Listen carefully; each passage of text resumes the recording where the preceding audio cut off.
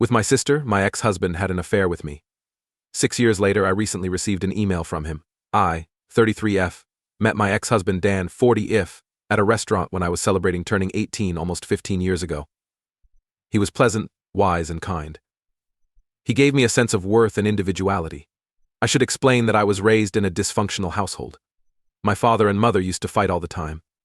There were occasions when my father would disappear for months at a time. He passed away at the birth of my sister, Abby 25F. From the day Abby was born, my mother loved her much more than I did. In essence, my mom coddled Abby. Although she never abandoned me and always did her utmost to provide for me as a mother, I could never help but feel as though something was lacking. After Dan entered my life, I didn't feel like anything was missing. He was kind and encouraging. He would frequently buy me gifts and take me on lengthy excursions. In his presence, I felt whole. After 4 years of dating, we were married. I had planned to get married and have a child right away, but Dan supported me in getting a master's degree and helped me grow in my career. He felt that before we thought about having kids, we should be financially secure. He was the greatest guy I could have asked for, really. My spouse had been unfaithful to me for 5 years when I discovered that he was having an affair with Abby. My husband made up a reason to take a week-long vacation, and that's when I found out about the affair. Still, he booked a hotel room and stayed in town, where he could have sex with Abby. Behind my back, this has been going on for the last 6 months. I was really inconsolable. Growing up, Abby and I were close. I was kind to her and adored her. How could she have hurt me in this way? After D-Day, Dan and I got into a fight. I questioned how he could harm me in this way. That too with my recently 19-year-old sister? He declared his love for me was over. That I don't focus enough on him. I've changed since he first fell in love with me. Amid all of this chaos, I became aware that I was expecting. But stress got to me, and I lost the baby. He didn't even come see me in the hospital when I lost our child. He and my sister were away for the weekend. I ought to have seen the warning signs. With Dan, Abby was invariably prickly. Every now and again, Dan would look at her. But I'm still really concerned about that. As usual, my mother gave Abby her support and told me to accept the circumstances. I had no one left, and I felt like killing myself. My entire family, including my spouse and child, passed away. Then there's Tina, who is both my savior and best friend. They saved my bacon. She wanted me to move with her because she was moving to a different state. Yes, I replied. We lived in a little town, and I had already gotten a divorce. I would therefore unavoidably run into my sister and ex. I met some great people there, but it took me some time to get used to my new life in a new state. It helped me get past a few traumatic incidents. I still struggle with trust. After a year of living in the new town, I met Tony, my now husband of 32. Though I was wary and on the defensive, he proved to be a reliable man. Adores me greatly. I was practically forgetting about my life back home because I was so pleased with him. His parents were really kind and giving people. Our marriage ended a year ago. Right now I'm carrying our first child. My former partner Dan sent me an email yesterday. It simply brought up every terrible memory. All I've done is paraphrase his email. He claimed to miss me. He looked for me, but was unable. He's not too fond of my sister. She is foolish and doesn't feel the same way I do about him. On his birthdays, I used to bake him a cake. But instead of getting him a cake, Abby just texted him to wish him a happy birthday. She is also incredibly impolite. She has no regard for him. She and her friends are in the pub all the time. She had cheated on him 5 previous times, he added. He had an affair with a cousin previously. She is also not stopped by our mother. He's been missing me a lot lately, but he's preparing to file for divorce. He wants to give it another go as a couple. He wants us to be a family again, the way we used to be. He is unlikely to know that I am married and expecting a child because I don't use social media other than Instagram, which is private. The grass on his side looks pretty brown instead of green, so I'm not sure if I should laugh or feel bad for him. Update: I just wanted to say thank you to everyone who sent me a message and showed their encouragement. I chose to drop him an email and move on. This is how it goes, Dan. I'm sorry to hear that you're in pain, but I couldn't possibly spend time with you. Indeed. That girl is no longer with us. I used to be the girl who would have taken you in a heartbeat. The day I miscarried, that girl passed away, and you were gone partying with my sister. You didn't answer my call. My wonderful husband loves and cherishes me, and we are married. We're expecting our first kid together, too. I'm embarking on a new chapter in my life with a person I cherish and hold dear. Kindly don't get in touch with me ever more. You've decided what to do. You put my sister, who is hardly legally related, before me. Whether she disrespects you or cheats on you doesn't matter to me. Respect and loyalty are not due to someone like you. I no longer live in my hometown as I once did. It is preferable that you continue and consider who you are. You're just an extremely insecure older man who thinks it would be good to have a young woman by his side. I'm going to miss you. March updates 2 and 3. Many of you have questioned me about his remarks. I emailed him, and he replied 1 hour later. He said he was gullible enough to believe I would continue to wait for him. And he said he would always wait for me since I will always be his baby doll. I shuddered deeply. I used to be repulsed by the name he used to call me. My mother and sister also sent me an email. In addition to congratulating me, my mother told me how happy she was to be a grandmother. My sister did the same, claiming to be the hip aunt. I find these folks unbelievable.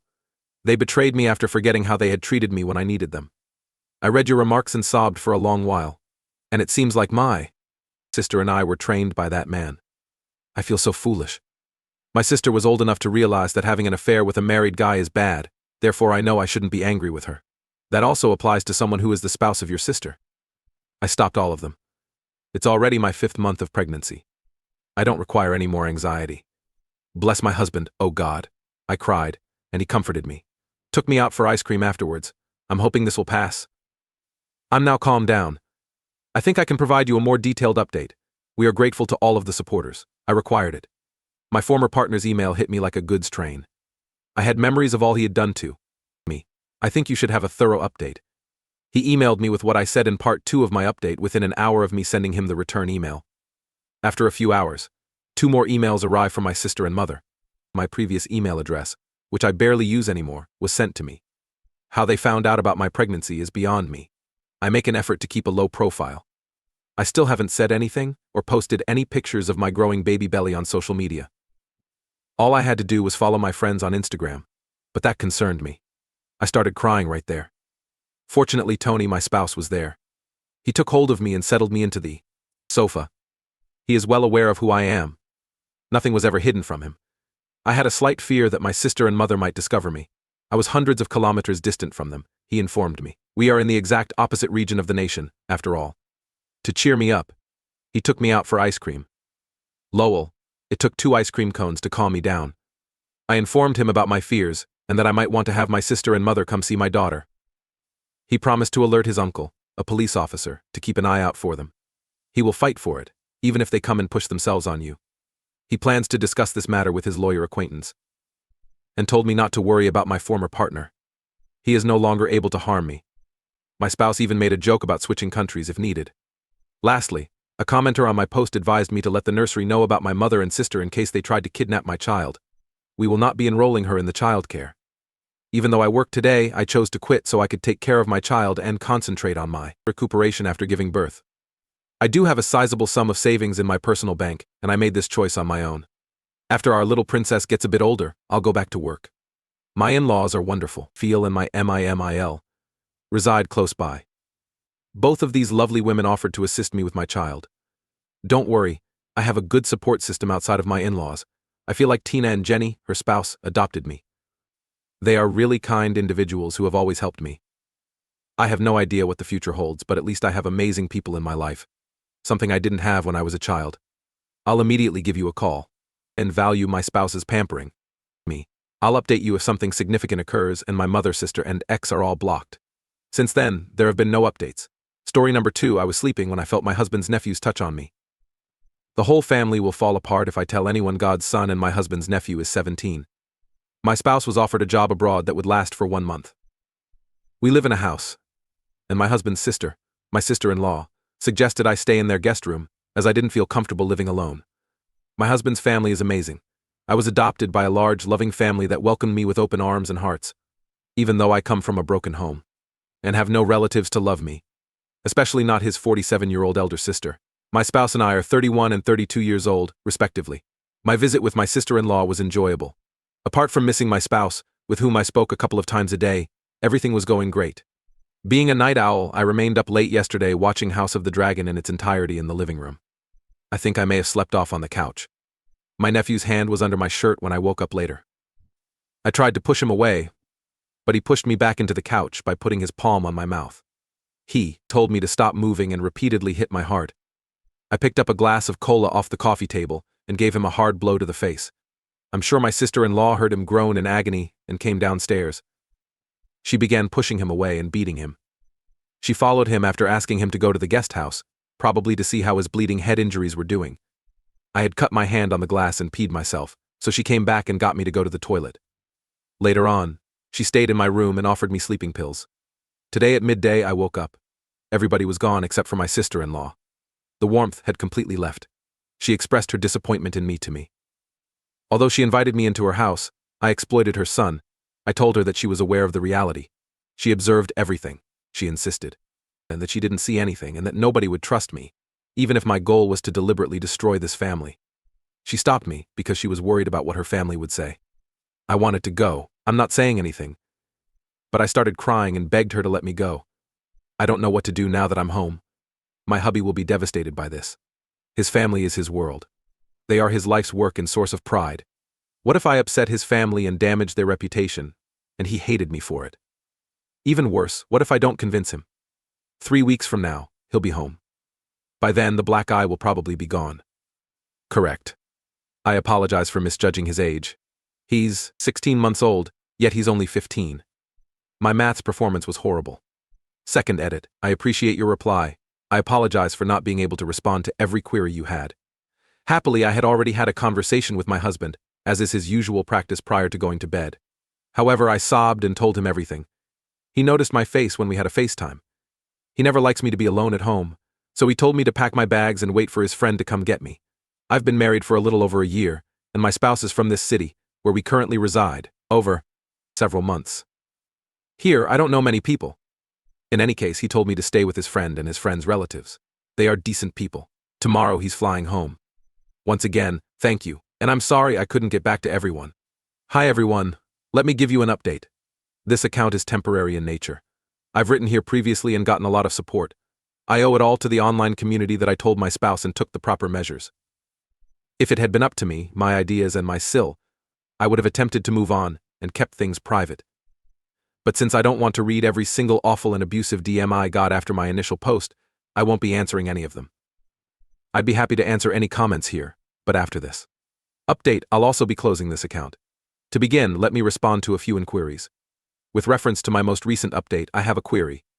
Why did my husband take my word for it without checking? My spouse wasn't astonished because many believed he knew something about his nephew. No. In response to my question, he said that he simply believes me despite the wounds on my face. I have never done anything to make him doubt my credibility. Why did my husband suggest that I move in with the family of his friend? A lot of people questioned why I wasn't self-sufficient enough to live in my own home. For me, this is a new town. I was raised in a big metropolis with lots of people.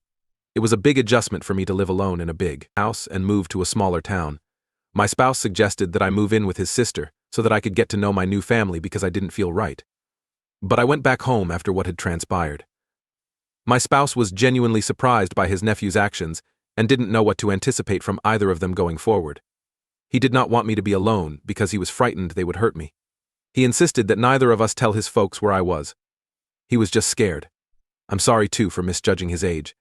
Given that he was born on November 6th, he will soon turn 16.